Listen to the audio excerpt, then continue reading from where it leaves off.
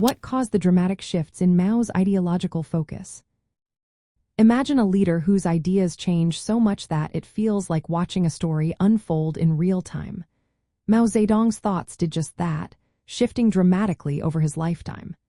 These changes weren't random but driven by real events, political needs, and new ideas he developed along the way.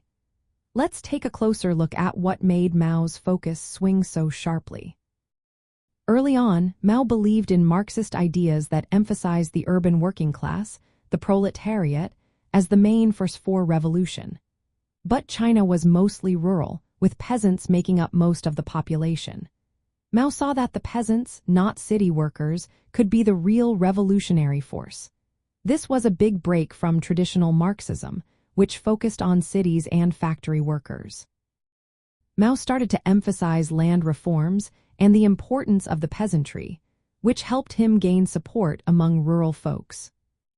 As Mao's ideas grew, he developed what he called the mass line. This was a way to connect with the people, listen to their needs, and then create policies based on their feedback. It was a way to organize the masses for revolution, but some critics say it was also used to push party ideas onto the people.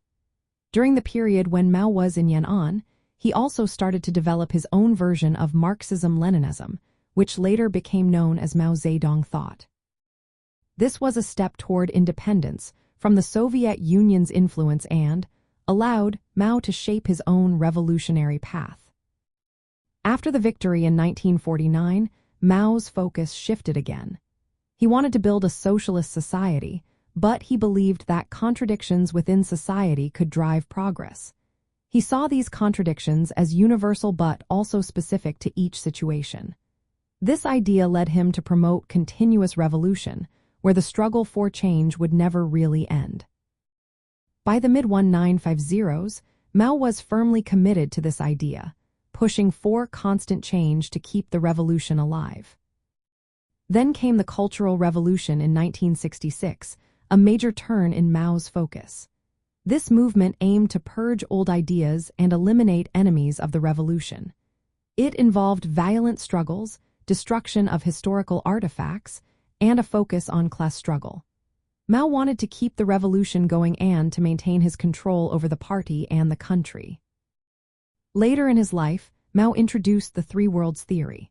This was another shift, where he saw China as a leader of the Third World, fighting against both the First World, which was led by the United States, and the Second World, led by the Soviet Union.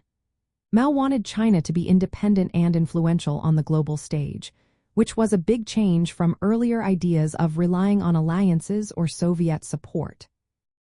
All these shifts in Mao's thinking were driven by real-world events, political needs, and new ideas he developed. His ability to change and adapt kept him in power and shaped the course of Chinese history.